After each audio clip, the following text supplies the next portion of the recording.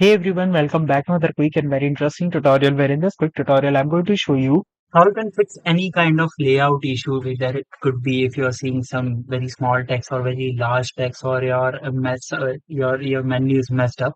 Now in order to fix all that, just simply go to the settings. Here in the settings, scroll down until you see this option of accessibility. Click over there and here you see this option that says text readability. If you're having a very low text size on your screen and you want to increase it or decrease it, you can simply adjust this using this controller. Or if you are facing any density issue, like things are overlapping over each other, you can simply select this option that says spacious. So once you select it, you'll notice that that if anything is overlapping each other, you can simply fix that, or you can just simply edit the text size from here.